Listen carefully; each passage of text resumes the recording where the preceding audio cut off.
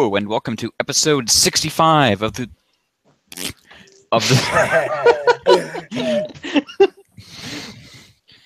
of Whose Line Is It Anyway, where everything's made up and the points don't matter. I am Greg Zeno, Drew Carey.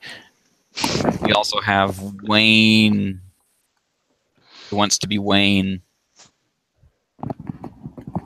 Don't make us choose. Okay, C. Kohler, you can be Wayne. All right. Hello.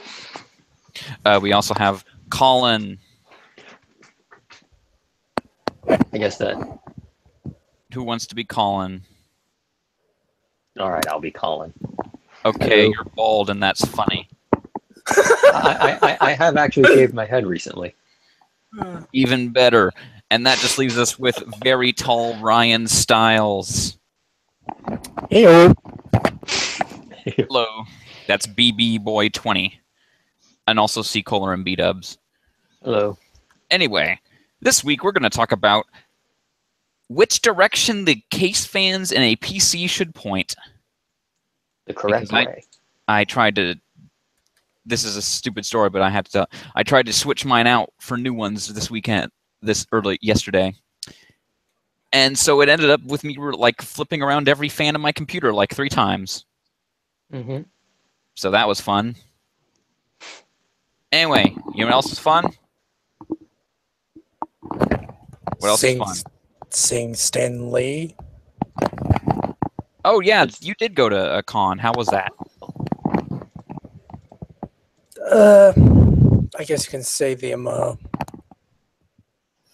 lots of lines, but also very high highs when you get to those moments of meeting the people who created your favorite stuff.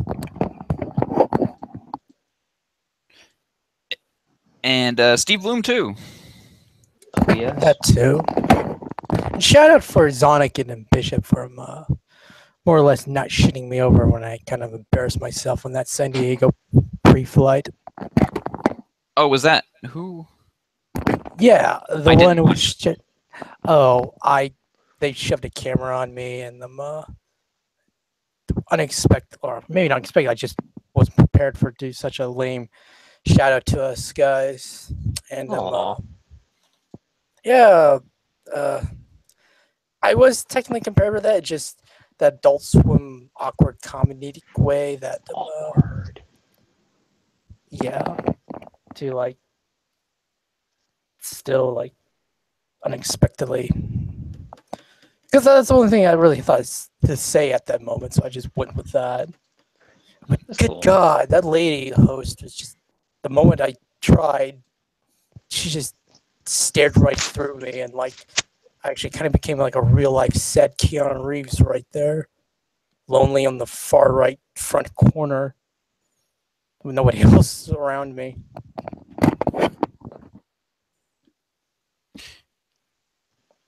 I don't know how to. I actually don't know what to say to that one. I got nothing. I got nothing.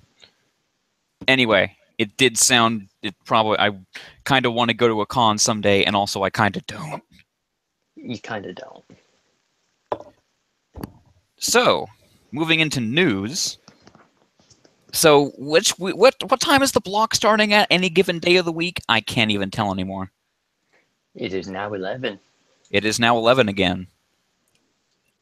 for seemingly no reason. But it ends at the same time, so we get another rerun. Yeah, we get a rerun of Attack on Titan. Again, Instead of Space Dandy. at the proper location this time, but... Yeah, that's weird. I mean, it's like they...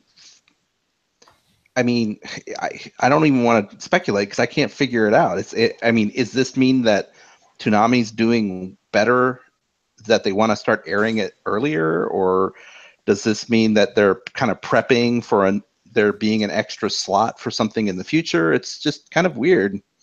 Well, Dragon Might be Ball both. Kai is ending next year, Yeah. Mm-hmm. and who knows when Fooly Cooly is going to start, but they're definitely going to run that at 11. Oh, yeah. Yeah, that's a good point. And that's all I can think of. Well, I'd say the only other news I can think of was we did get the Stardust Crusaders promo. Oh yeah, yeah. We did. Looked pretty good. It looks pretty cool. I love when it's like they introduce Dio and it's like dun-dun-dun-dun-dun-dun. It's the most Dio opening. Also, the guy who spells out D-I-O is just Patrick Seats, so it's just Dio spelling out his own name. It's just Patrick Seats using his Patrick Seats voice, and that's always fun when he ends up talking to himself. When JoJo first aired, did they showed the full opening on the first episode, right? Yeah, they always show it. Well, JoJo, I know for sure that the second episode is when when the opening airs for the first time. But they did show it. Yeah, Yeah, I think they will too. At least in part 3, there's no opening for the first episode to get that extra bit of time in. It's the second episode. Gotcha. And this happens a lot. Okay. So when it's not there on Saturday, don't freak out. They will. I mean, they're pretty good about airing the openings in full at least once. Yeah, they've gotten really good at that, and I appreciate that too, because it's I don't know. I wonder why people don't recognize that being like it's a big part of anime. You know, openings and endings. It's like you don't really think about it as much in Western television, but in anime, it's like a big thing. Well, then there are a lot of people who are like, "Oh, I just skipped those." Really? Yeah. Like okay. like JoJo openings, I never skip, but a lot of openings, I'm just like skip. They're a minute 30, and over the course of marathoning a series or somewhat, you will actually save like an entire episode worth of time. Well, I mean more. I don't mean so much that you watch it every time, but that like when there's a new one, it's like people tend to really get attached to them much more than you see like some random show on Netflix or something where I don't think people get as attached to the openings there or the endings. That's because TV just straight up doesn't do them anymore. Yeah. Like, that's what I mean. It's like anime's kind of like turned the openings and endings of their shows into kind of like its own little sort of art form. Like, broadcast TV doesn't do them because you can always just fit in more ads. Yeah. And then for the cable TV, they've just kind of gone with nobody watches openings anymore. Yeah. Well, I mean, Game of Thrones still has one, but it's really short. I mean, even the new Castlevania has one, but again, it's pretty short. Yeah, I mean, the thing is that if you're going to decide between, do you want a really, a minute 30 opening, or do you want to spend that time on more of the actual show and more ads? It's really kind of a no-brainer. Did the promo say premiering at 12:30? I don't remember. I'd have to check, because if it was like, we ran the promo and then suddenly they're like, you're on a half hour earlier, move everything up. It's like, come on. Oh, that's cool. I'm going to look into that, because that's actually a really good question. Like JoJo and get Tokyo Ghoul. I kind of want to say I think it did say that, and that this changes. That must mean this change happened like in the last couple of days. I mean, probably. Hold on, I'm looking it up now. There it is. Just skip to the end. I'm not the only one who has an entire bookmarks folder of literally every single piece of Toonami stuff they've done, right? I subscribe to the opening ending channel on YouTube. Yeah, I got that. Yeah, it says 12:30 in the promo. Huh. So somebody either. Well, So I mean, they have to make these promos kind of in advance, but jeez. Right. I mean, it's like somebody went to DeMarco in the last couple of days and they're like, hey, by the way, all your shit's changed. Here you go. Man, I mean, we're going to get a lot of people who just show up at 11:30 and is like, why the hell is Kai on? Oh, my God. What happened? What happened? I don't go in this thread outside of Toonami. Anyway. Also, I was thinking about... Oh, yeah. The JoJo, the Blu-ray for parts 1 and 2 was supposed to come out today, but nah, it's not really. It's not. Apparently, like, it's been like delayed, and like Right Stuff for Amazon don't even have it. What else is new? Who made it? I mean, it's Viz. This is Viz's Blu-ray. Weird. They just failed to send it out for some reason, or I do not know. You know what? They had like a bandana packed in, I think. That I might be wonder if it. they had production difficulties with that. Because it's I always the pack-in. Yeah, I would assume it's the pack-in that You would screwed think these everything guys. over. You would think these companies would be able to not fuck up a disc release. But if Yeah. it's like, man, fuck, the bandanas aren't ready.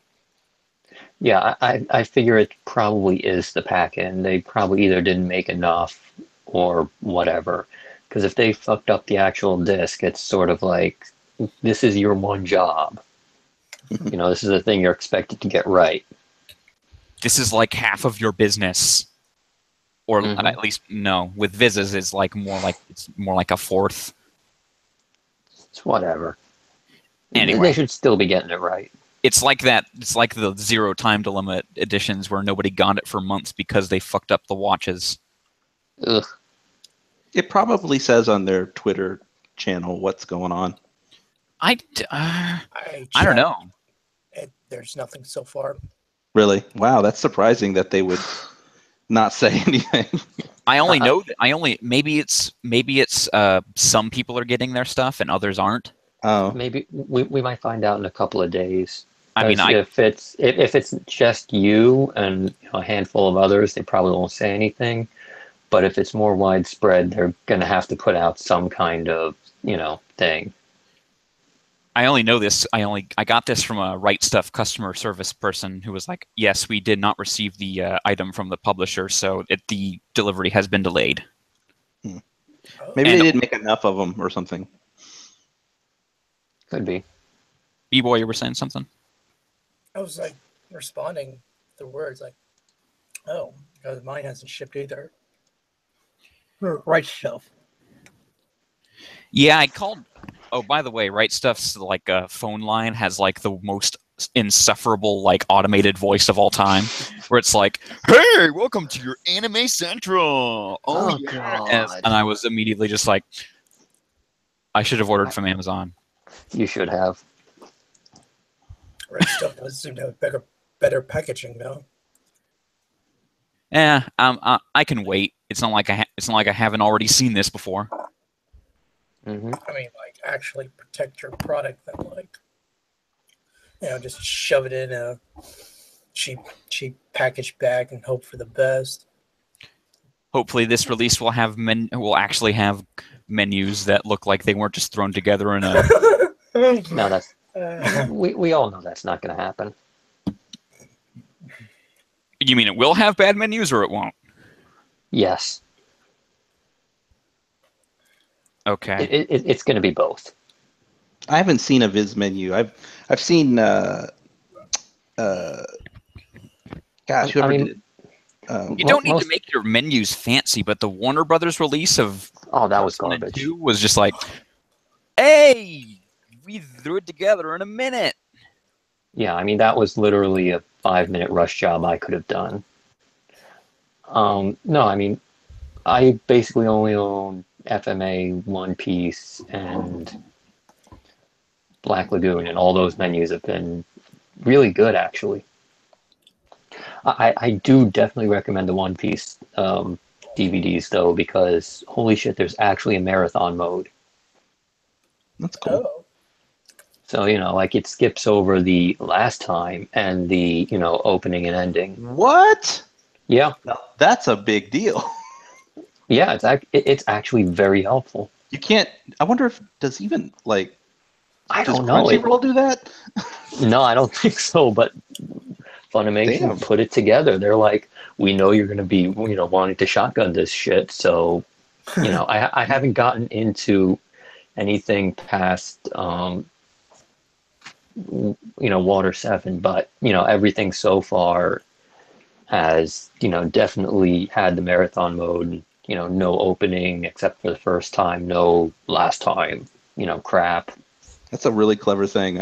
I commend them for that. Yeah, I need to start watching mine again because I kind of stopped like somewhere in Sabo 80. I actually did stop somewhere too. I really need to find some time to pick it up again. Maybe I've after got like 4 collections I haven't watched yet. Yeah, I've got about that. So I can't. I mean, eventually this thing's gonna have like what, collection number 50? Yeah, I mean, honestly, I'm sort of just waiting for the next, like big set of episodes where they just pack in 4 collections into one box. Like, I can't believe I'm gonna be in my 30s when this damn series ends. Seriously. Well, yeah, and we're not talking like early 30s. We're talking like mid 30s. I'm gonna be like 34. Yeah. Seriously. Anyway, I believe that's all for news. So why don't we talk about The Block and Dragon Ball Super. Dragon Ball Super episode 26. A chance appears in a tight spot. Launch a counteroffensive, Goku. Boy, what a... I mean, talk about generic-ass thread titles, or episode titles. Excuse me. Well, I mean, it happened. Things happened and stuff. What even did happen in this episode? I can't even remember. Goku fought Frieza and beams and crap. Yeah, it was just these two guys showing off is what I remember, and like a ton of really terrible animation. It looked bad. Yeah, like that shot of him up. Oh no, it was like Frieza was kind of like walking towards Goku long distance. It was like he was like being hunchbacked or something. Yeah, and then like the faces were just off, and it was not good. At one point, they just turn into like the ruckus cloud, and you don't even, like, we don't have to animate them now. Oh yeah, like Looney Tunes. Like straight up, just fists and screaming faces coming out in multiple places from the cloud. Yeah, it's really not good. Is this like the last episodes of the arc? Yeah, I think it's this one and one or two more. Please end. Yeah, this is the low point. If the year ended right now, and it was like, okay, ToonamiGAF Awards time. What are the 3 worst shows from this year? It would be Tokyo Ghoul, Unicorn, and Super. I don't know. I'd have to think about it more. But the thing about Super is that, like, for everything it does bad, it seems to kind of do something good, like the comedy bits. I mean, that's the thing. As soon as Super gets more into its own stuff and stops just cribbing the movies, it'll be fine. Well, that was my next question. Go ahead. Because this is just it was like a 5-minute fight in the movie. It wasn't 20 episodes worth of shit. That's classic Dragon Ball. So once Frieza's, I'm certain defeated or something. Whenever this ends, the movie part ends, and the next thing with Champa or whatever starts, that's all new material, right? It's never been in a movie, right? Right. Yeah. It's just, I mean, all the Champa stuff is already brand new material. I mean, it's basically, hey, we can actually start the series now. Yeah, because they production time while they had doing the series. Yeah, I mean, this was literally like thrown together at the last possible minute. They basically decided, we're going to do a new Dragon Ball series. Oh shit, we have nothing, and we go on air tomorrow. One funny thing from this episode that I noticed was that and then it happened to not just this episode but the previous episode. It's like Frieza is just crazy bent out of shape about wanting to destroy Goku because Goku killed him, and had beaten him. And in the thread this week, Shard said something really funny. He said, "I guess Frieza just flat out forgot that Future Trunks eventually ended him."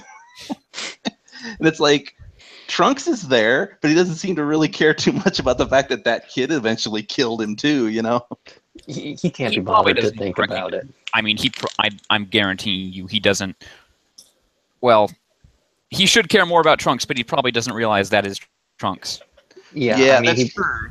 But for the record, I mean, unless I'm mistaken, Frieza died twice, right? technically just the once, but yeah. I mean, he was beaten twice. Yeah, he was beaten twice, but I think he blames Goku for it more because, that was the first time. And everyone always remembers their first time. In Dragon Ball. In Dragon Ball, you never forget your first death. And we did get to see Frieza's original fake death again with the pouty face. Oh yeah, that's another funny question I had too. So they showed footage from the original series. Was that in the movie? I have no idea. I don't remember. It's been a long time since I saw the movie, but probably not. Yeah, because it looked really just old. They probably just took the old footage and spliced it in. Maybe. Oh, and one other thing that was, I guess, of note this week is they had the new ending. Oh Yes, yeah, they did. It was a new ending. I don't remember it. I don't really remember it either. I don't think I just have I don't remember what it is. I don't remember the music or the visuals. I just remember a feeling, and it was it's okay. Mm-hmm. Yeah, it was fine. I mean, I can't even muster that response for the episode, so. Right. It was all right. That brief moment after Goku bit him Frieza's tail, it was actually had some semblance of animation going on there. Yeah, I mean, it's so hard to remember stuff though from that episode for some reason. Well, I just got back home, so I had to watch all these episodes today. Oh. So. But I guess, I mean... Man, trying to ask me a specific moment from any Dragon Ball Z fight is are you fucking kidding me? Outside of the huge moments, it's okay, which beam or punch? I mean, I'm sure we'll remember or be able to remember what ultimately ends this battle, because most of the big battles, how they end, but... I frankly don't. Oh no, this one is funny. You're going to remember it. Because, frankly, I wouldn't remember exactly how Frieza died the first time if they hadn't literally shown it to me. I mean, he got blown up with a planet. No, I mean the specifics of Goku shoots a beam at him. He did that. Yeah. Oh. See what I mean? Yeah. I mean, I think the problem is, and I don't want to go too much into it because it doesn't really deserve it, but the stakes of these fights are never that much. There's no weight to them, so you just sort of just wait for them to end.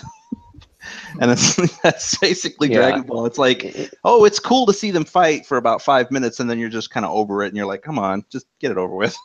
Yeah, I think that's sort of the problem with them not having specific, special techniques or powers or whatever.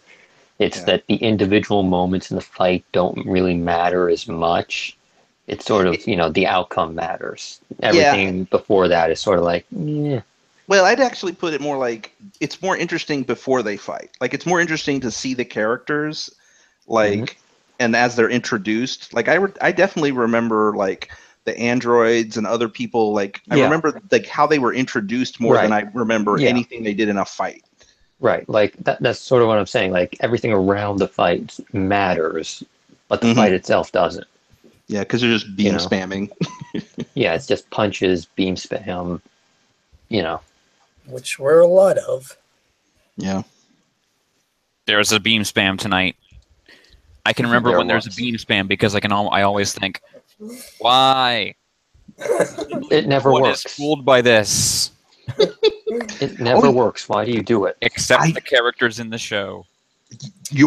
When you just said beam spam, I had a flash, a brief memory of something that happened this week. It was when they were doing the beam spamming, and Frieza was going really loud, and that I do remember that because it was weird to hear Frieza go all out like that. But whatever. Anyway, want to talk about Kai? And speaking of laser spamming. Dragon Ball Z Kai, the final chapters, episode 125, Turn into Candy, a Hungry Majin's Bizarre Power. That's an episode title. Anyway, oh yeah, I'm happy. A unique power in Dragon Ball. Yes. Now something to rival the clothes beam. Or it's like, what can Cell do? I don't know. He does everything everyone else does, which is punches and beams.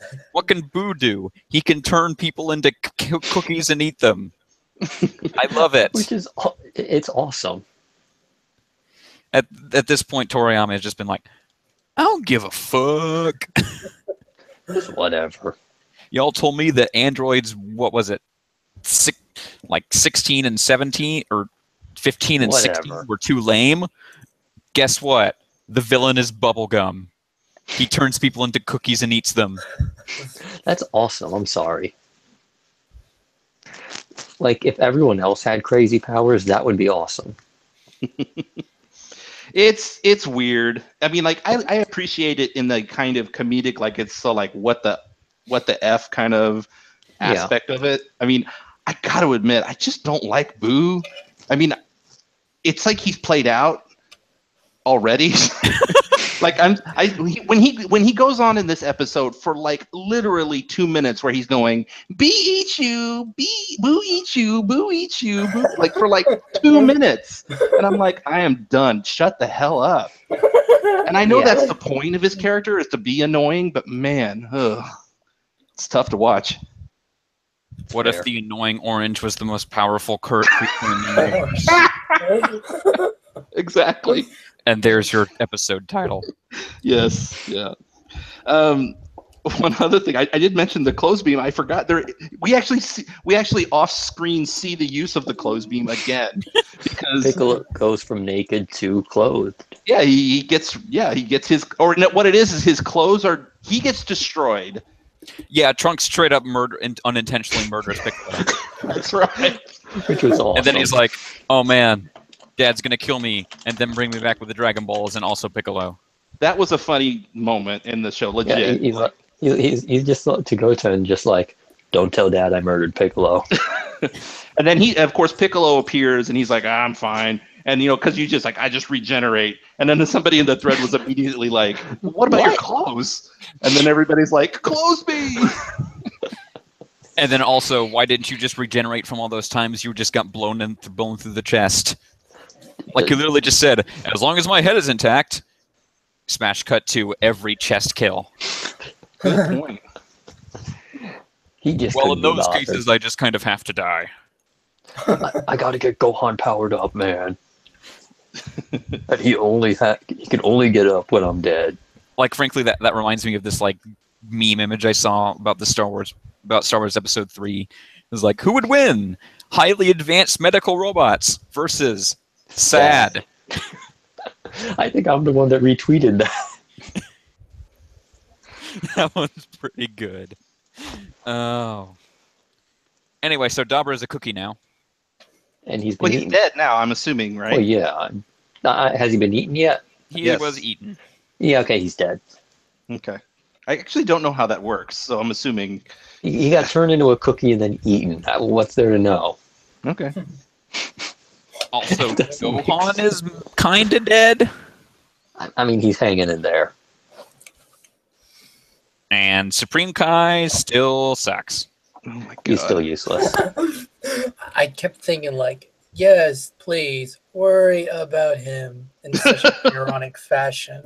It's like, no, just leave him be. Just let him die, okay? No, they need Gohan. An entire episode about them blue balling me with them we're gonna kill Supreme Kai now, and I'm like, yes, finally do it.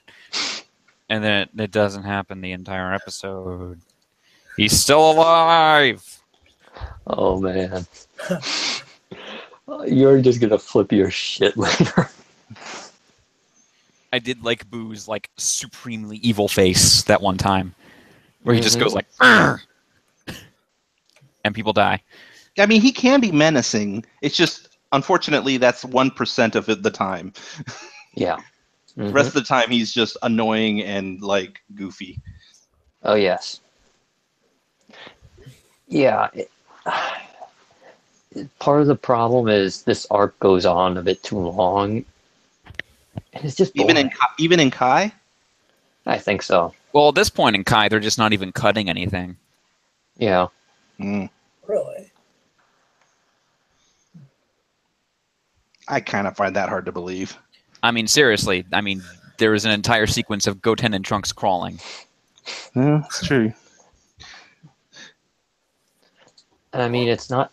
This arc isn't ending for like a year. Wow. I mean, we're Yeah. pretty much at the point where it's just fights for the rest of the show. We I'm assuming. are. Yeah. Okay, hold on. The arc ends in May. Fuck. Yeah, so it's going to be a while. We're at episode 27 of 69. Yeah. So we've got. What do you? We've already done the entire tournament, the entire Let's Stop Boo from reviving, and we're less than halfway through. Yeah. Kill me. So we've basically got to go through all of the Boo transformations and Cro-Magnon, Goku has to appear. All that stuff's yet to come. Yep. Go Tanks. Oh, yeah. Gohan has to do stuff. And his Sega Dreamcast music. Yep. I'm actually looking forward to that because I've never seen it. The whole Go Tanks thing. It's fun, but it's also very stupid. Yeah.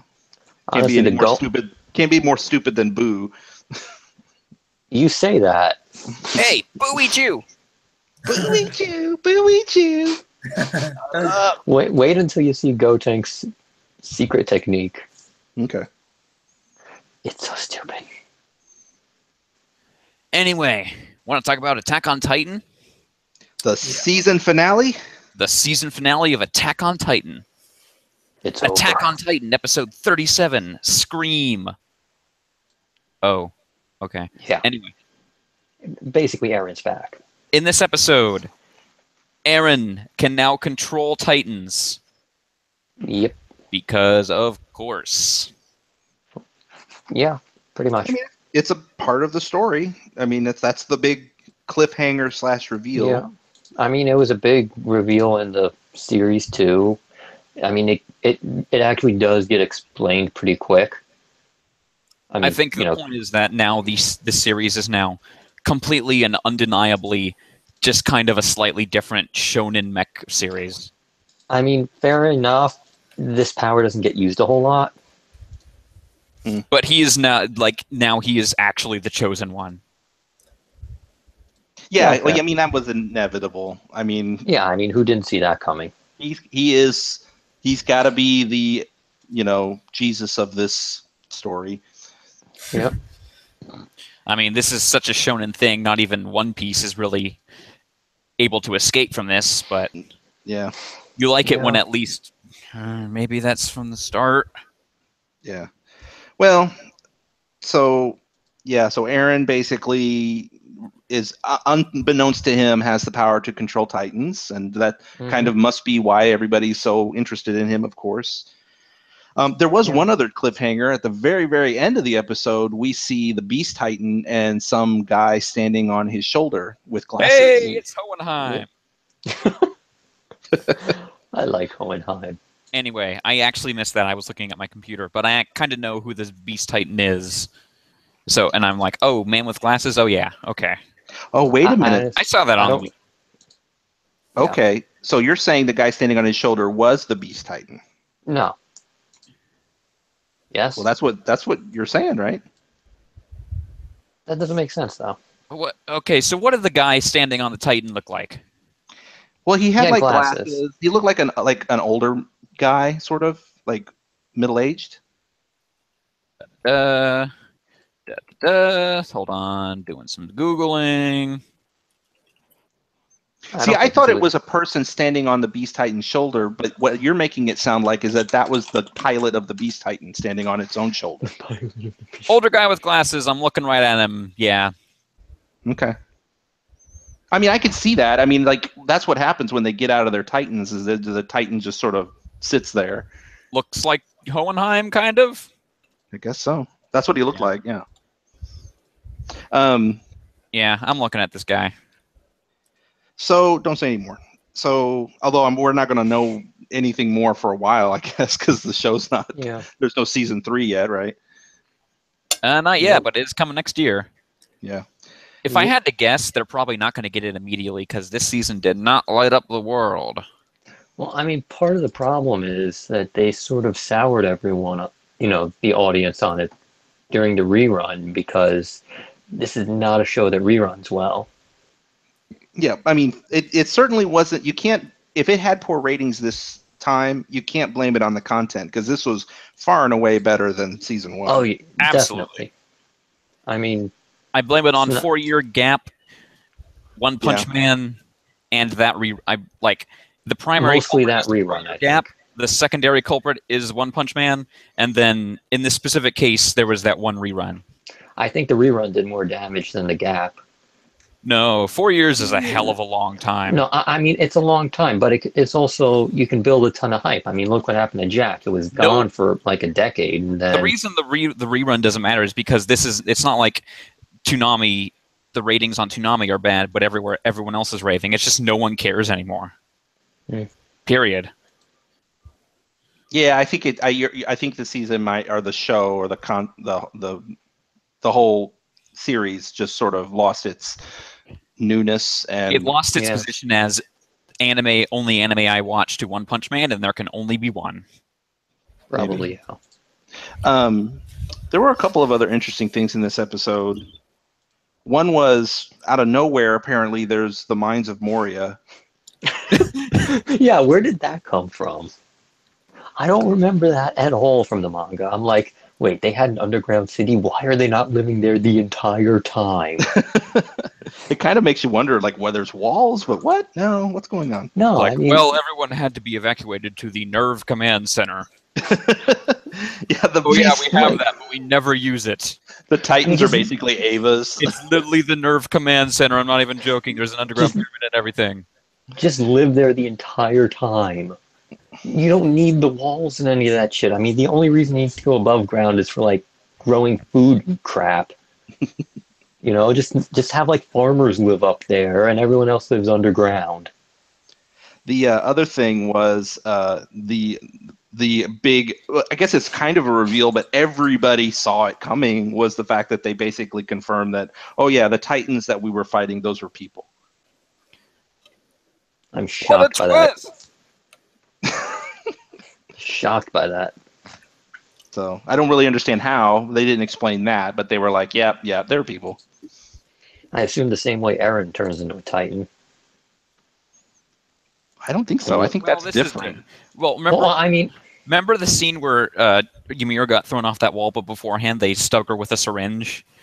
Yeah. And then she transforms into a Titan on the way down? Basically that. Yeah.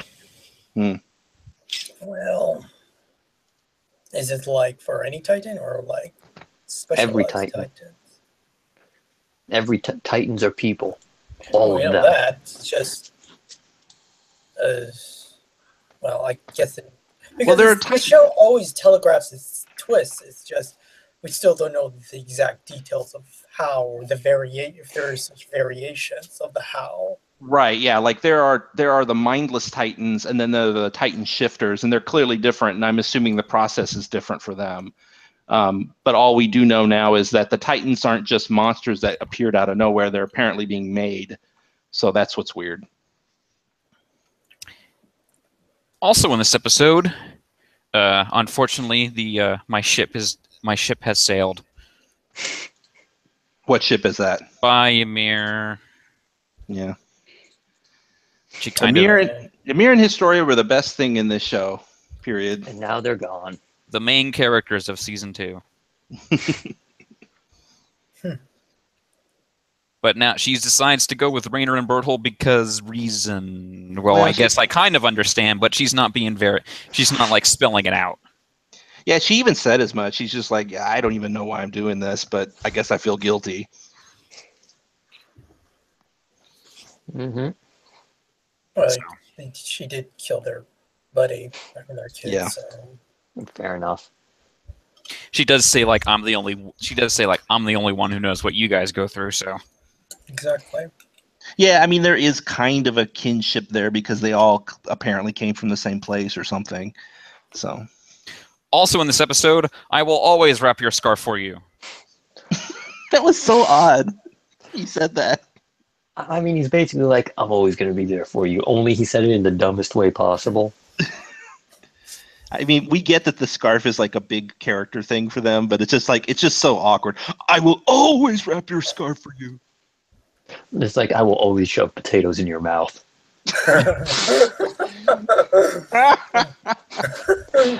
I'm gonna shove my potato in your mouth. Why are the main characters the worst part of the show all the time? Because they are. Not all the time, just in this show. Most of the time. Bleach, Most of the Attack time. on Titan. Yeah. Main characters are pretty awesome in One Piece.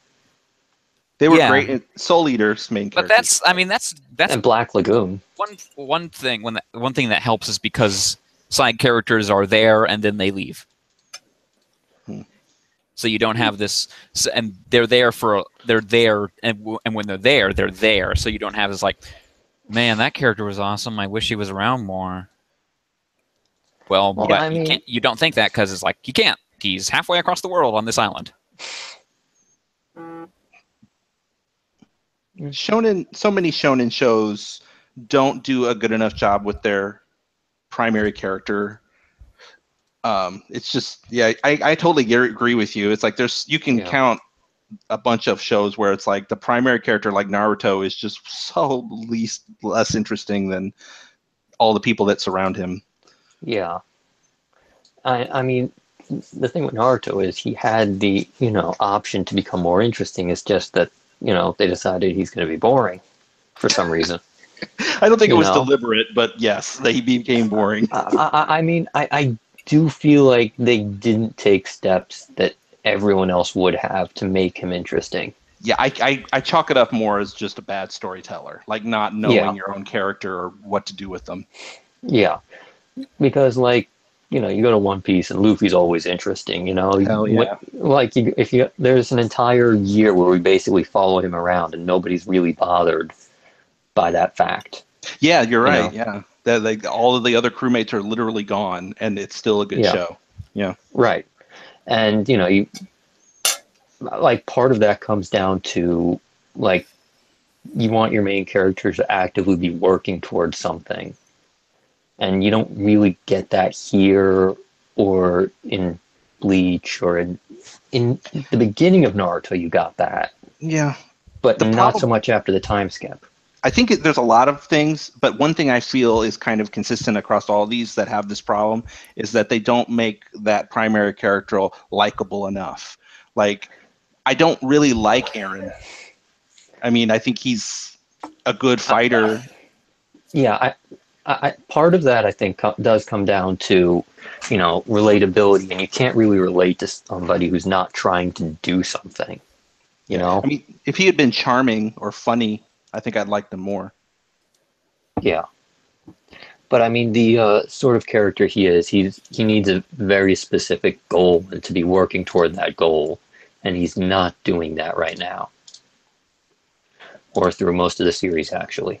Yeah, but I will say, for as much as we're kind of pooping on it right now, I was overall very impressed with this season, and I was surprised. Somebody said, maybe it was you, Grex, it's like this was one of the big surprises of the year. Yeah.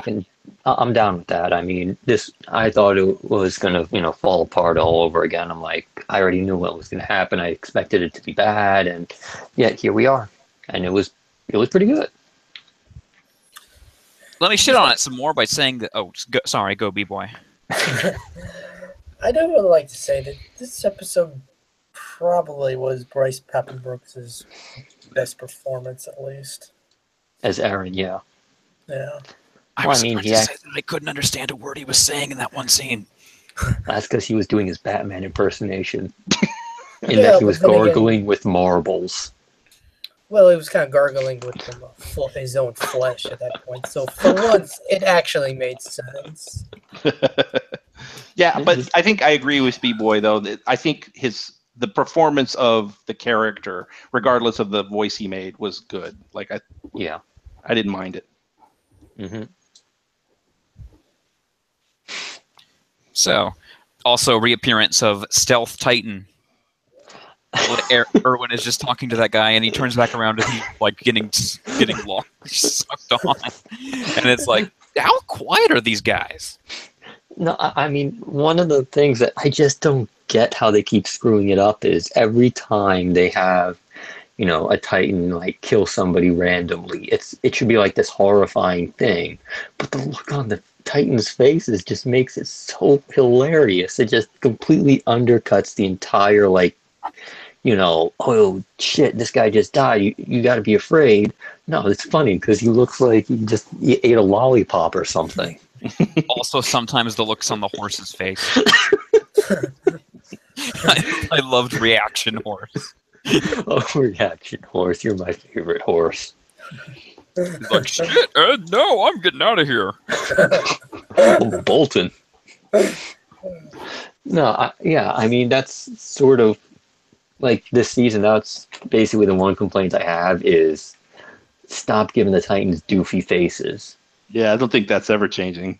Apparently, No, that's like the signature not. of the series. These Titans have to look derpy. I know, but it completely undercuts the tone they're trying to set. Yeah, I actually think it's deliberate in that it's supposed to look like they're supposed to look childish and weird, but you're supposed to be like it's creepy. But I agree with you that all too many times I just laugh at them. Like that one Titan at the beginning of this season when he like comes running out and like falling over himself. Yeah, I mean, that one Titan who was just like waiting, like leaning against the building. Yeah. Mr. Steelio Girl.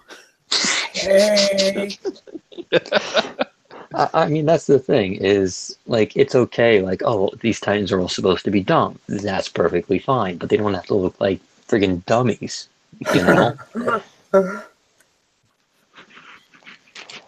Anyway, shall we briefly shit on Tokyo Ghoul and move on? Yes. Or we can just skip it. Tokyo Ghoul, Route A, Episode 3, Hangman, and also Hang Me. Isn't that like a character or episode of Dead Man Wonderland? Basically. In this episode, Kaneki and dumbass rescue loud, annoying idiot. Yep.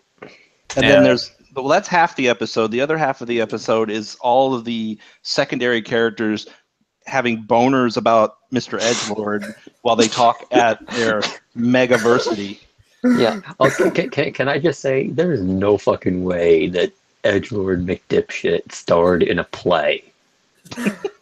Like no fucking way. Wasn't he like a coward? I can't imagine him being on stage. His starring role as Yorick Skull.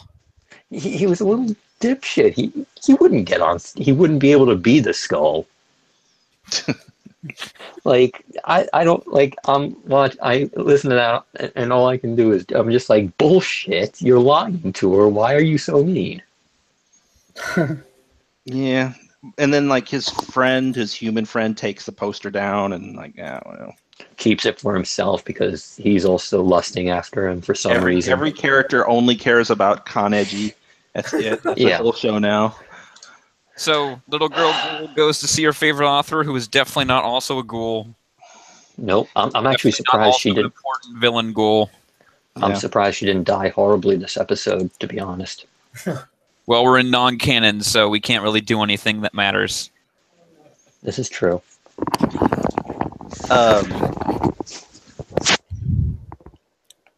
So here's another weird thing that was revealed in this episode. Apparently, there are ghoul jails. Yeah, that makes no sense to me. I'm like, why do you put them in jail? Why do you not? I mean, you go around, you kill these things wherever you see them, and yet you're going to capture them and put them in jail. Yeah, what is even the point? It's almost like I will give them. Okay, maybe it's this. Why am I giving this show a pass? So maybe they capture some ghouls to like interrogate them, maybe. But I imagine it's just a huge torture lab. Probably, but why not just murder them when you're done with that? Why do you keep them around? It's also where they make the weapons because this series is dumb. Oh yeah. But anyway, so there, but this whole thing is kind of just out of left field. I wasn't expecting there to be ghoul jails. I was one was. Everybody was just like, oh yeah, the moment they see a ghoul, they just attack it. And they try and murder it as hard as they can. Yeah. So it was just kind of weird. But yeah, you're right. They do make those weapons, so that must probably where they do it, and must be And how they do it. I guess they capture the ghoul and they take out its insides and put it in the weapon, and then they kill the ghoul. I don't know, dude. I don't think they're ever going to explain to us where the ghouls came from. No, they're not. Because Hey! that would be too interesting. Weird Stitch's kid has a scythe. Oh boy. Yeah, Go away. don't care. You got anything, B-boy? Because I got nothing. I was kind of zoning out. I will point out that apparently DirecTV was having broadcast issues for the entire block except for Tokyo Ghoul. No! Like, yeah, apparently there was all kinds of skipping and just horrible stuff going on, except for that 1.5 hour where Tokyo Ghoul aired. It's haunted. DirecTV hates you. Luckily, I have Verizon. Anyway, Hunter x Hunter. Yes, please. Yes. Hunter x Hunter episode 59, Bid and Haste. In this episode, Gon and Killua want to get into EVO, but they suck. They suck really hard. They want to get into really hardcore EVO where you die. Yeah, this is SAO, but good. Yeah. Yeah, I was like, wasn't aware that the show was going to suddenly turn into another you die in game, you die in real life plot. I mean, the thing with Hunter x Hunter is that every arc is a different show, just with the same, cast. So they failed to. Unfortunately, all the pre-orders for the SNES Classic were taken, and even their $13 billion bid on that SNES Classic is not good enough. So they have to sign up to be sent inside the SNES Classic, but unbeknownst to them, the Phantom Troop really wants that SNES Classic. And they stole one. I love how straight up childish Finks and Phaeton are here. They're just like, man, I wanted that video game. Let's kill 'em. steal it. Man, we got our video game now. That's awesome. Like straight up, the rest of the Phantom Troops comes like, "What's up, guys?" They're like, "Playing a video game." Don't care. You can tell. Is it Tagashi, the guy's name? Yeah, Yeah, you can tell he just loves video games because he really does. They're breaking out the memory cards and the multi-taps. Yeah. Seriously. I actually had that for like PlayStation 1. Yeah. I mean, before we found out he was sick, there was this running joke that we kept getting hiatuses from the series because new Dragon Quest games kept coming out, and he kept wanting to 100% them. Mm-hmm. So I'm basically, still convinced that he's not actually sick. He just actually does just want to play Dragon Quest the whole time. Well, he apparently loves it enough to make a show about it, or Yes. a manga. So anyway, But seriously, like super edgy Phantom Troop, I love to torture people guy is like, great, brought multi-tap. I like it. I mean, I kind of like even though it's kind of cheesy, I like that they're being like, yeah, it's a video game console. It's fun. Yeah, and it's called the Joy Station instead of the PlayStation, and how can video game companies exist in this world? how can They just anything do. exist? What It kind of doesn't- economy does this world have? A regular one. No, it can't. Apparently, Why not? from what I can guess, this world is supposed to be normal, except for these like mysterious hunter people who apparently, Do stuff. Yeah. And they then do stuff things outside later on these. happen, and then it's like, oh wait, no. Like, I guess it kind of reminds. Oh God, I hate to do this again, but it kind of reminds me of like Harry Potter a little bit, where like most of the world is Muggles, but then there's this little group of doing weird magic shit on the side. Yeah. I mean, that's basically Hunter x Hunter. Everything is basically normal except, Nen is a thing, and there's also something else going on. But unlike Harry Potter, apparently people, like general ordinary people, know. Oh yeah, there are hunters. Yeah. They They're don't a know thing. how they work, but, Yeah, Well, giant monsters exist, so that's true. Yeah. Yep. It is questionable how this world gets along without like going into chaos. There's hunters. I get the feeling that maybe overall world building is not Togashi's strong point, He just can't be bothered, is all. and that he only bothers to flesh out what's immediately important, and everything else is like whatever. Well, yeah, I would. Let me expand a little bit on what you just said, though. I think he's really good at world building, like because it's an interesting world he's made. I just don't think he's very good at making that world make sense. Yeah, yeah. Togashi just can't be bothered with anything that doesn't interest him.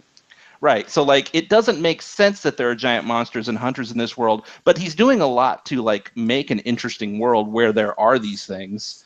At least they're original and different, and there's rules. Yeah. It's kind of interesting, but then you're right. It's like it doesn't like how are ordinary people getting along in this world doesn't make sense to me.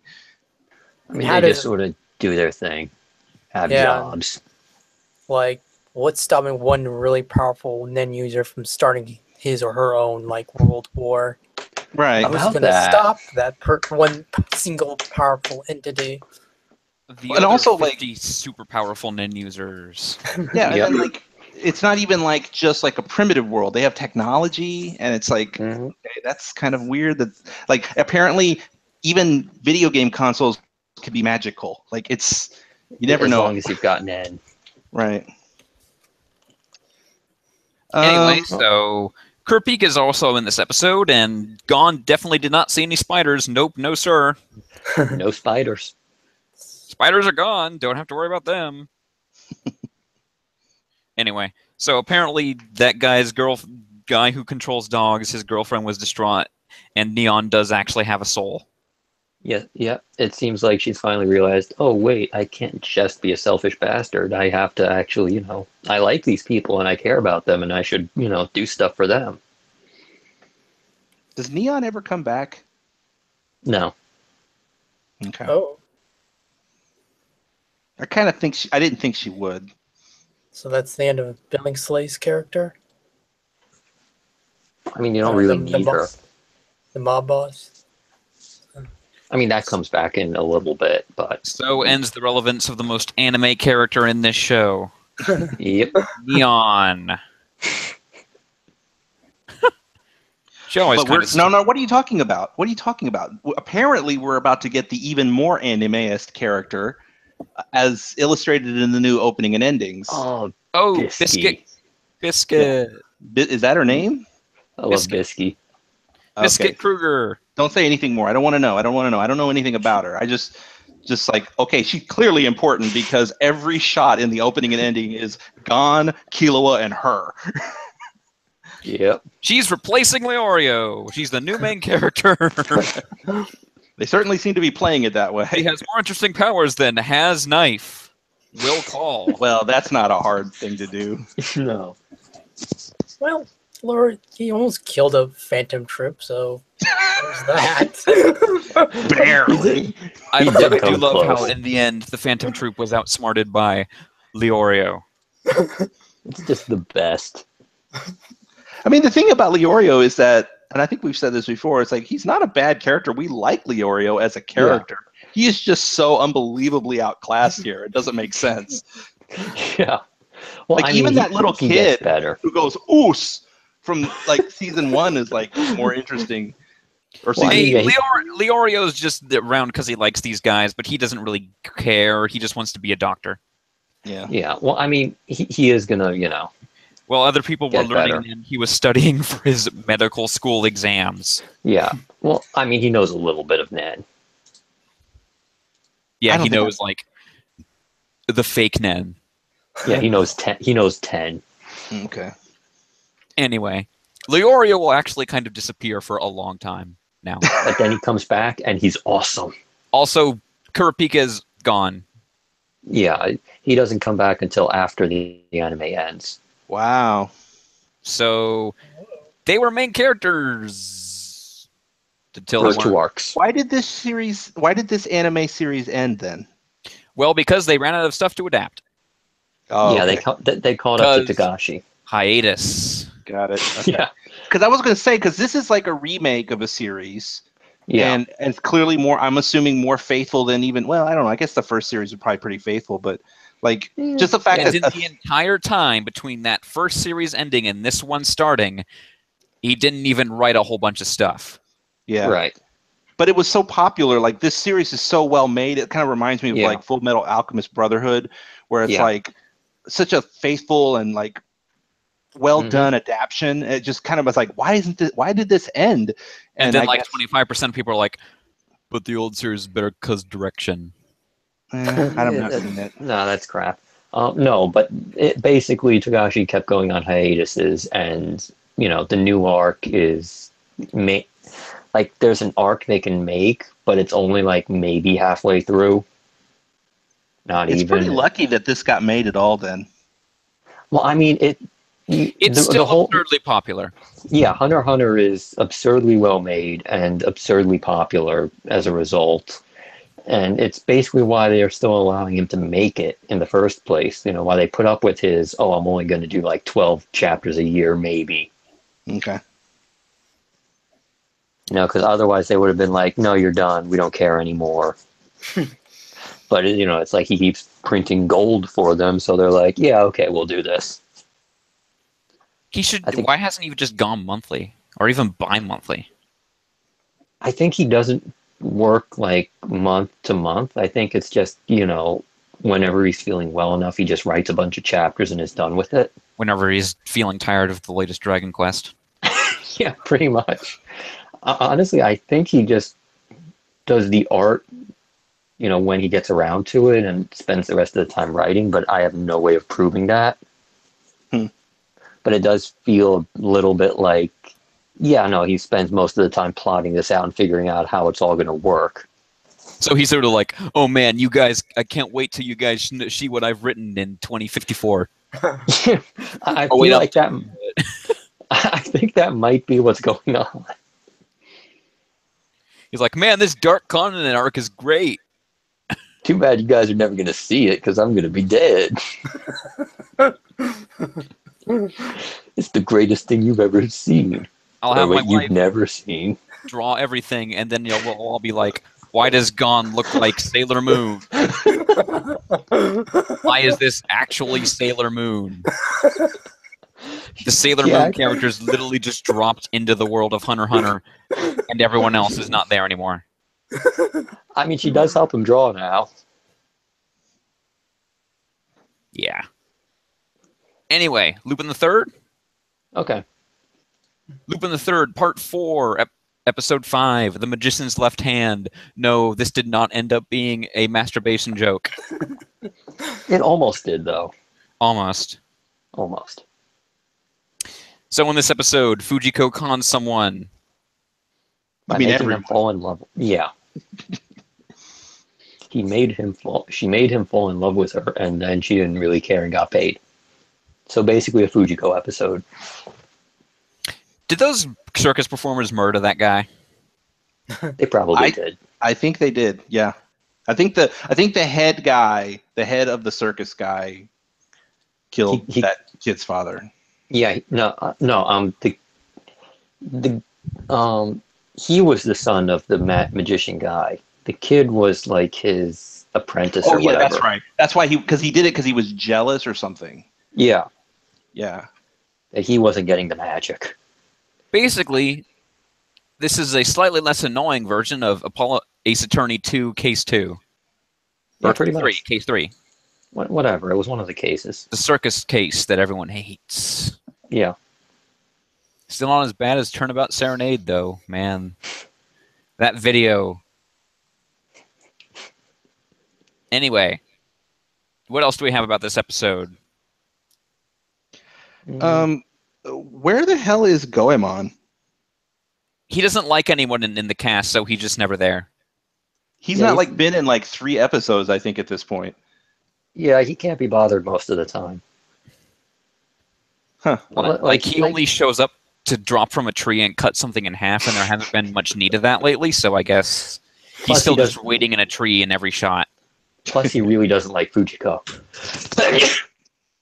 Well, it's just strange. God damn. Sorry.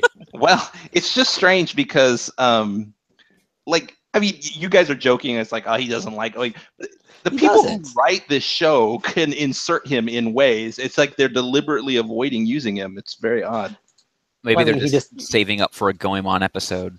probably. I mean, he just doesn't like Fujiko. He doesn't care, you know. He can't be bothered with her. Also, I You know- kind of get the feeling that Goemon is maybe not the most interesting character. No, Yeah, I he's kind of probably agree. not. He's probably not, but I'm just like, it's just strange when you have this ensemble cast and one of them is just missing. Hey, where's Inspector Zenigata? He hasn't shown up since the first episode. Oh wait, no, he was in the No, last. he has. He was in the last one. Yeah, he Anyway, was in the last episode. so yeah, I mean, kind of at this point, like Lupin. Geez, even Lupin will just vanish. Yeah, He was in this episode. I mean, he a was little in. bit. I mean, he's kind of been absent from the mostly. Not in the he was gone from the vast majority of last episode. Yeah. That was all Jigen. So Mhm. Yes, clearly that's this true. is a show that will do that. Yeah. I guess that's true. Well, so that's the only thing I know. I mean, it was a decent episode. I actually was kind of boring, frankly. I mean, it wasn't bad, but it was just kind of all the episodes I've seen so far, it was probably the one I was least interested in. Yeah, that's fair. I mean, watching Fujiko con some guy, not really all that interesting. I think I liked this episode felt to me like it was trying to be a little artsy. Like they were doing a lot of interesting transitions between scenes, and they were kind of having this whole flash. It was like a flashback episode, and I don't know. It was like Persona 5. Yeah, in the way they tell the story, and it was interesting, but not like. I think the character, like the guy who was voicing the kid, like that was a good performance. Yeah, but and the I character wasn't interesting enough, I think. Right. He wasn't particularly interesting, and I like Fujiko, and I think she was really good in this because of she's just always interesting to watch. But yeah, on the whole, it was just sort of okay. People are getting there's some mysterious stuff. There wasn't like a twist or anything outside of like the big twist, I guess, was that she realized that he had handed the other guy the wrong a fake trick because he used his left hand to hand it to him, which was the whole premise. So, but that's not super interesting, and no, there's just never a whole lot to talk about in Lupin besides, hey, it's good. Yeah, I mean it's fun, but that's about it. I'm telling you, man, once they do a nice episode with what's her face, it's going to be awesome again. Rebecca, yeah. I mean, it's cool as it is. She's clearly better than Fujiko. Come on, Lupin, get with the program. No, come on. She's too rich. Want to actually talk about Naruto this week? Actually, Yes. somewhat. Naruto Shippuden episode 166, Confessions. Oh my God, guys. An actually good episode of Shippuden has appeared again. An actual good-looking episode of Shippuden. It happened. It is one of these rare things that happens every 150 episodes. Here it is. Yeah, It happens like once or twice a year. Yeah, pretty much. if we're lucky. Yeah, amazing. A great episode, great direction, great art, great performances. Hinata is amazing. Too bad Pain still sucks. Pain sucks, but He does. he wasn't much of the episode. It was all about Hinata and her past and her connection to Naruto, and it's like, damn, it was good. It was like this actually made me like Naruto. This episode did. We'll get back to that in a few episodes. We'll get back to everything in a few episodes. Yeah. Anyway, so Hinata's dead. Yeah, she's bleeding out at this point. I refuse to believe it. Someone has to show up and stop the bleeding. If only there was a medical ninja nearby who was watching the fight. Oh wait. Oh, if only there were a bunch of slugs. Or if a bunch of Sakura was. retcon slugs that just go around and undo things. Yeah. No, I mean, I like how at the end, like he's sort of seen as the first person die. Like, sort of the first person he's cared about is sort of been killed in front of him, and he's like, okay, fuck it, rage mode. Yeah, I mean, like, again, I cannot stress enough, like, the direction in this episode was so great. Like, that final shot of just zoomed in on Naruto's eyes, and it's like, I was like, I totally get it. Like, he has every reason to blow up. This was what I was saying like a couple of episodes ago when I was talking about like Naruto showed up after the village was destroyed, and it like didn't really feel like he had any, like, outside of the fact that a bunch of buildings were destroyed, he didn't have any motivation to fight. Well, this is it. This is what we were missing. Yeah. Oh yeah. I think part of the problem before is sort of the direction of the episodes, because this is sort of how I remember reading it, like it felt like all the chapters from when he showed up to this point sort of felt a lot like this. Where it was just like shit getting real after shit getting real. And like, I think the direction here is what it should have been for the entire, from the point he showed up until now. Yeah. It just wasn't for whatever reason. Yeah, it's like I don't understand. I mean, I guess I do understand, but it's like when you have a long-running anime like this, and it's like it's pretty obvious that they like have like the B and C teams doing the majority of the episodes, but every once in a while they'll bring in the A and S class animators and storytellers to come in and do an episode, and it's just the disparity between that normal crap and this amazing episode is so far, and you can just tell the difference instantly. And the problem is that you're not always getting the A tier guys when you need them to be there. Yeah. I think it is hilarious how you can literally, the second one of those episodes of Shippuden comes on, it's like, oh, it's one of these episodes. Yeah. Yeah. I can tell immediately. And because the music and the shots and the animation, it's just... Yeah. And it's like every once in a while we'll get like ordinary Shippuden episodes, and there'll be just one scene in that episode that's amazingly animated, but the rest of the episode is boring. But this is one of those ones where like from beginning to end, just like they had a plan and it was awesome and they executed it perfectly. And it was really good, worth watching. And I would say, as much as I hate Shippuden as a series, it's a little episodes like this that make me go, man, okay, I can see why people like this. Yeah. If it was only like this all the time. Oh, seriously, that would be too good. Yeah. Anyway, too much to ask. B-Boy, any thoughts on this episode? Well, I think I think just many of the words were actually already taken out of me from others. So, other than even the details of the blood dripping out of Hinata's, the eye twitch, looking, that, like they knew what they were doing. Yeah, it was, again, I think I want to stress this because I wonder if people pick up on this like in the same way I do. I assume they do, but like there's a difference between like an episode being really well animated and really well directed.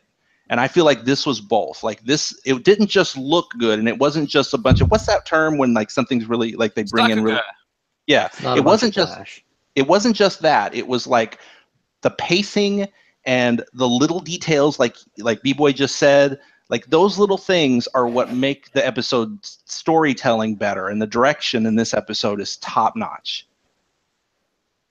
Yeah. It's one of those things. It's like if every episode was like that, the only complaints everyone would have would be the basic plot bullshit. Yeah, and probably the overall lack of, I guess, convincing the audience that, I guess, Hinata's love for Naruto is genuine. It does come a bit out. Not that, but it's had like 3 scenes in the show. To give it credit, I would say that this episode made Hinata's like her thing. It finally explained it in a way that felt satisfying to me. Up until now, I've always just assumed she had a crush on him. But like they actually took time in this episode to explain that Naruto protected her as a child, from those bullies, and it's like I can get it now. Like she has a reason to have crushed on him from the beginning. Yeah. That's how good whoever written this segment of the story is. Like if somebody like me, like so cynical of the series, and even I kind of like bought into like why she's willing to face death itself. Yeah, it's this weird thing, but I think the people that work on the series actually really like Hinata, and so anytime she comes up, they sort of like, all right, we're gonna put the A team on this. We're gonna work as hard as we can. We're gonna make this awesome. It paid off. She was in a lot of the filler hell. Yeah. and the little bit with her in the Chunin exam was really good too.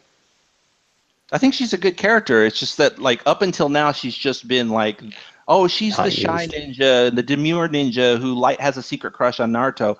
But now it's like, oh, A, she's a badass, and B, she actually has real character development happening. Yeah. Have fun with that now because she's gone. Yeah, I'm sure. Again, I mean, I expect next week to just go back to the way it was, and things aren't going to be good again. It's usually what happens. God, I hope not. Anyway, want to do the Ghost in the Shell minute? Okay. In this episode, you think it's the Laughing Man the entire time, but it was actually Major. It was me. It was me all along, Serrano. She was pulling a Lupin. Oh, yes. Where she didn't actually pull a face mask off, but she kind of revealed herself. Yeah, she had a hat on and a coat. I'm still continually amazed. I said this before earlier, but literally the big event in the past that most of this series revolves around was just a college student got really mad and had a big tantrum. And then other people turned that. Great hacker. Yep. That's hilarious. Oh, yeah, and then everything else around it was a lie. Apparently that's what a standalone complex is. A fake that created the original.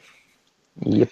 It's a more cerebral show than we're used to, but I think what makes it also entertaining is A, the characters, and B, the setting of this cyberpunk future with all its weird technology. So, yeah. But you're right. The general premise of the overarching plot of the Laughing Man is kind of not really all that interesting. No. At least to me. It's everything around it that's awesome. It did end up making like one of the most iconic symbols in anime, though. Yeah, I saw that symbol as people's like avatar before I even knew what that was from. Yeah, same here. Yep. Oh, I completely forgot. They had this is going back to news though, but apparently Hollywood is working on a One Piece adaptation. Oh man, I forgot. We forgot to talk about that. Yeah, how did we forget to talk about that? It's either going to be shit or they're so dumb we erased it from our minds. Yeah. Honestly, if they're willing to spend the money on it, it could be good, but they're not going to spend the money on it. I mean, so this is a show where the main character is constantly stretching parts of his body. Yeah, they're not going to spend the money on it. We don't know what's going to happen with this, but I got to admit, everybody and their mother is like, I don't know. Because it's like not even that. Everybody and their mother is like, why? This is going to be bad. Well, I mean, the problem, you can't make a live-action Looney Tunes. Like, well, I mean, if you're willing to spend the money, you can. No, but I don't. My point is not so much that they can't make it look like it, although I don't think they can make it look like it. This is coming from the creators of Prison Break. Yeah. Right. See, you're getting at what I was about to say. It's all about tone. It's what's going to make or break this live action One Piece is that it's like the tone. The tone of this show does not translate to live action, in my opinion, because like, how are you going to make it funny without the goofy drawings? Like, even if this was like Netflix is making a One Piece show, I'd be like, well, maybe. Well, here's the thing. So I thought about this. So like, they're making Death Note, right? Mm-hmm. And they and there have been live action or stage play versions of Naruto. Yeah. Like those things to me could work because they're like dramas, right? You can play it serious and play it straight with human people. What are they going to do with Chopper? he's going to be pure CG the whole time. I mean, that's sort of the problem I'm getting at. And also featuring Peter Dinklage as Chopper. I mean, it sort of goes back to if they're willing to He's gonna make straight this up the give most. that- He's gonna give that "I wish I had enough poison for all of you" speech to the Straw Hat Pirate. No, I I mean, poisoned all your medicine. like if they were willing to spend like, a multi-million-dollar movie like Avengers money on like 10 episodes a season, they could maybe make it work. But no one's gonna want to spend that money. We're gonna get 70s Mr. Fantastic. I think they're going to throw. They are probably going to throw a ton of CG into this, which is fine. It probably you need to. You kind of have to. But then Yeah. again, I just can't. Like, who are they going to cast for Luffy, and what? And how is like? I just don't have faith in the people making this series. When you've got the guy who created Teen Wolf and Prison Break, unless this guy is like the biggest closeted One Piece fan ever, like I have no. It's an adaptation of Impel Down. Well, okay. Apparently, Oda's got some involvement here. They haven't announced what yet, but like he's going to have some involvement. So he probably is involved. He looked at the concept art, said "fuck y'all," and left. We made the okay anyway, so we're doing it. He probably I like Hollywood. Make a movie, sure, go ahead. Well, I mean. If it's anything like with the anime or the movies, he's going to be able to. Yeah, if it's anything like those two things, he's going to be able to reject it if it's bad enough.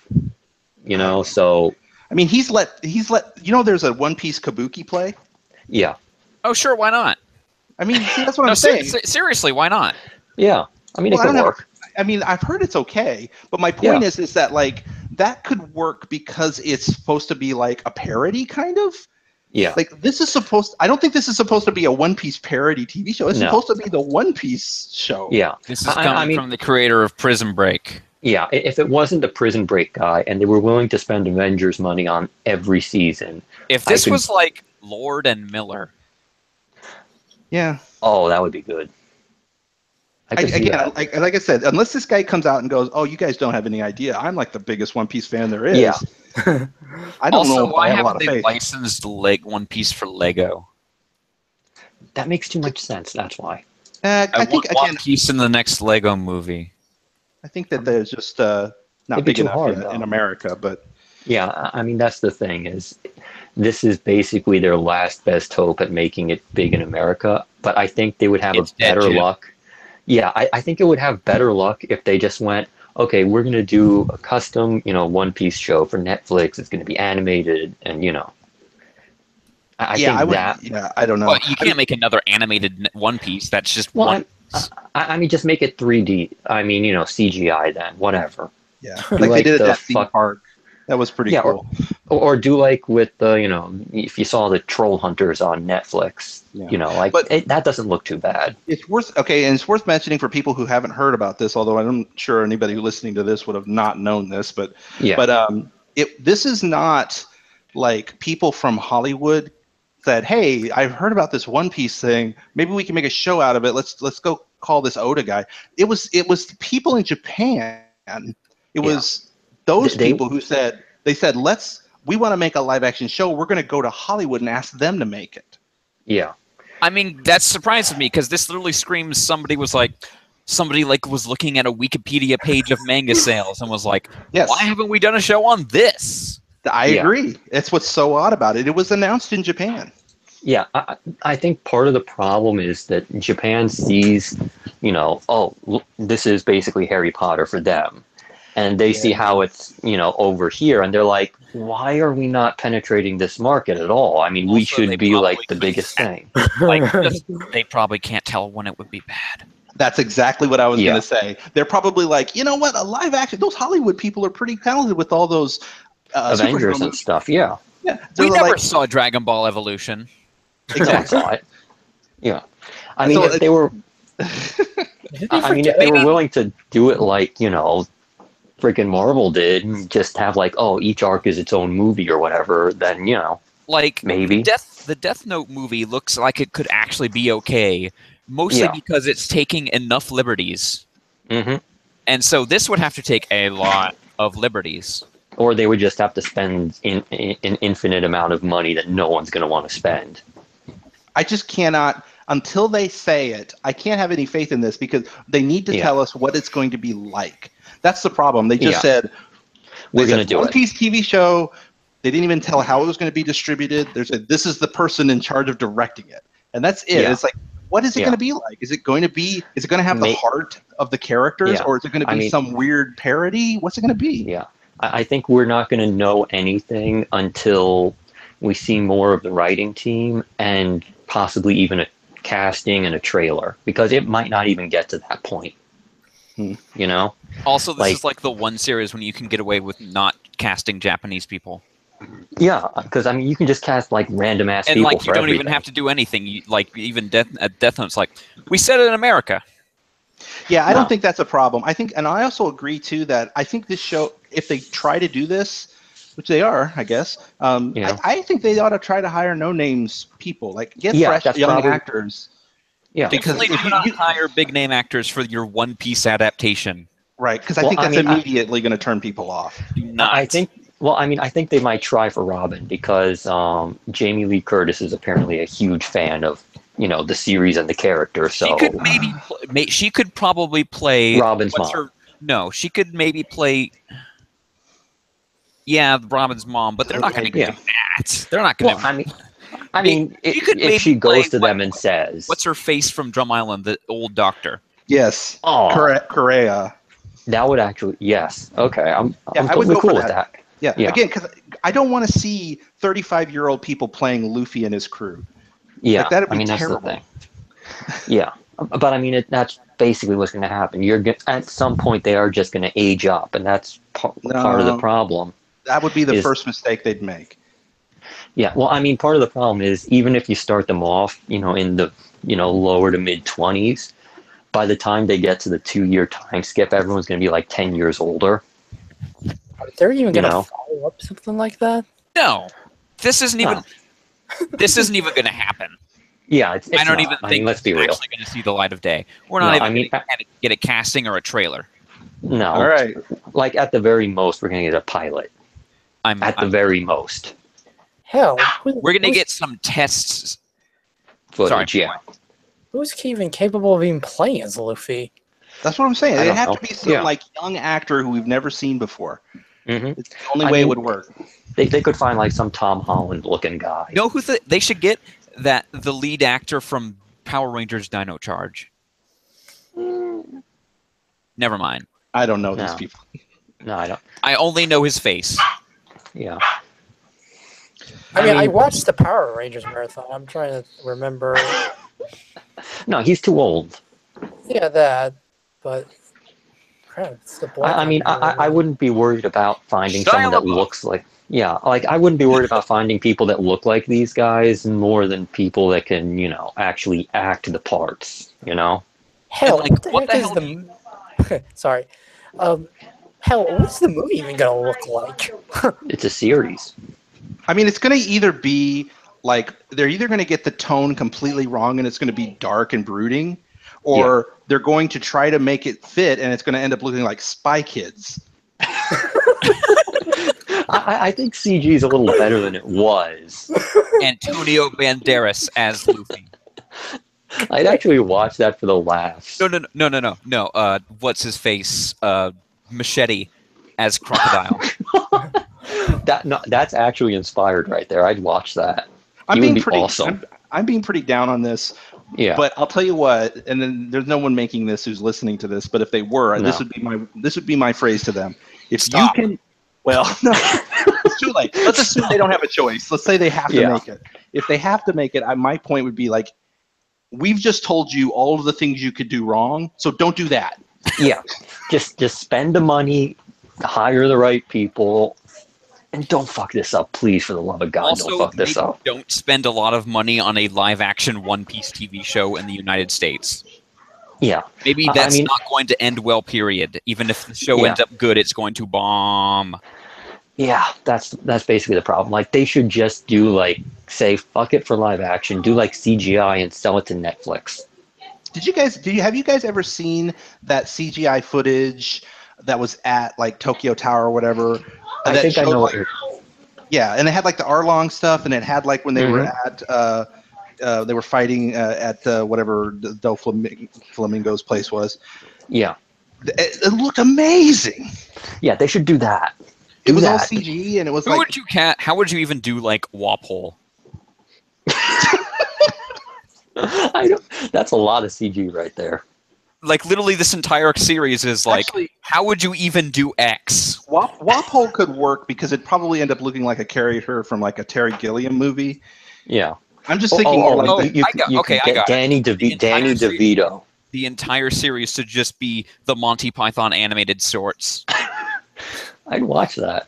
No, but you get like make Wapole Danny Gum DeVito. Stamp. Fuck it. The foot comes down. That would be pretty funny. This is gonna. I mean, like all I can think about are like, remember those like made-for-TV like Oh God. movies? Like they would do like the Alice in Wonderland movies, and they would just take ordinary human people and then try to make the Cheshire Cat look like a person look like the Cheshire Cat, and it's like looks like a character from Cats. Hey, look! I just got out of the theme park and I got my face painted with Cheshire Cat. That's what I think it's gonna look like. Like that's what I think Chopper's gonna look like. Yeah. No. I mean, if they're gonna do this, they have to like get like Peter Jackson in this bitch and Weta Digital. Maybe not. get Weta and be like, you guys got to do the CG for us, man. How's that Eva movie coming along? Oh God, fuck me. It's not. I think it's dead. I'll tell you The one third thing one, though. that thing's not coming out. The one thing this show could do well, and it's impossible for them to not do well, would be Brooke. Mm-hmm. Oh God, that's the one thing they are gonna fuck up. No, And also featuring Willem Dafoe as Brooke. See, this is the one place they can't mess it up because, or they will mess it up. But like the one thing they could easily get right is that it could be a CG Brooke Skeleton. Yeah. with the voice of Ian Sinclair. There you go. Oh man, I'd watch. Yes. Do you know what I mean? Like that works, but that's just basically what we're talking about. Why isn't this just a CG show? Why does it have to be live action? I mean, if I ever was able to sit down in front of these guys, I'd smack them around and say, just do CG, just sell to Netflix. I would just sit down and say, don't. And No. I don't. No. I disagree. I'm with B-Dubs on this. What's the biggest problem with the One Piece anime? It's too long, right? There's too many. There's not too much padding. It's too slow. You can cut it down and make something amazing and still not catch up to Oda. Right, and just do it in CG. That would be like this would be One Piece's Kai. Yeah. And it would have the potential to be fantastic. I think the problem is you're going to have Luffy and Zoro and Chopper that look like human beings, and that's just going to be weird. Yeah. Well, two of those are humans. Not really. Luffy will not look like a human. Luffy looks like a cartoon character to me. He doesn't look like a human being. I can't wait for CGI third sword in Zoro's mouth. Oh God. Well, no. I mean, if you really wanted to do that, you can do it like the lightsabers. Just get like a foam thing, stick it in his mouth, and just CGI it a little. What are they going to do when they get to Enel's face? Oh God. Or Eneru? Oh God. Are they even going to attempt that? They're going to have to hire someone with like the best shocked face anyone's ever seen. They're just going to have to hire. Starring the annoying orange as Eneru. Oh, God. Anyway, so that's going to be bad. That is either going to be terrible or will never exist. Or they might just decide, we're going to do CGI. We hope. I just don't know what to think. I don't know what. I think everybody in the world who's a One Piece fan is just scratching their head right now. It's just like, please don't fuck this up, but you're going to. I listened to an episode of the One Piece podcast where they were just they had a whole episode dedicated to this announcement, and like it's everything like what we were just saying, and then at the end they're just like they just end it by going like, well, whatever they do, it can't screw up the manga. This is true. The manga will always be there. Yeah. You can't ruin the One Piece brand in America any more than you have. So True. Yeah, They can Funimation. try, though. I mean, 4Kids did that. Four yeah. Kids smothered Yeah. that thing in the cradle pretty good. Yeah. Yeah. But at least the 4Kids version looks like Oda's drawings. Yeah. Well, it's just a dubbing, so. Yeah. That just Yeah. makes it. Oh, reach besides, farther you know, into the uncanny replacing. valley. Oh, and replacing the guns and cigarettes with Oh god. McJigs and lollipops. Just make it CGI. And what, westernize the art? I I don't mean, know. whatever. This could be the thing Gendy works on. Is If it was CGI, again, it can look just like the anime, just Yeah. 3D. Yeah, Will America accept Oda's designs in a CGI format? I think probably so. not. Yeah, I think if it's good enough, like if they don't screw it up, like just give it to Gendy instead. Tell him do CGI. I bet you he likes One Piece. Yeah, he probably does. Why No, can't but he instead do we're it? getting the Prison Break guy. Oh God, fuck me. His name Brett Retner or something? I don't know. Hopefully, an executive has a brain flash at some point during this process, and he's just like, maybe we should do this animated instead. When he sees the cost of what it's going to take. Fuck, man. Yeah. Fuck indeed. Anyway, that's our show. I can't believe it's like, oh, we forgot the biggest news story. Seriously. I didn't even know about this until just you brought it up. I remembered it halfway through Super. I'm like, oh shit, I should bring this up at the end. Good. It's just so absurd. You're just like, that was a fever dream.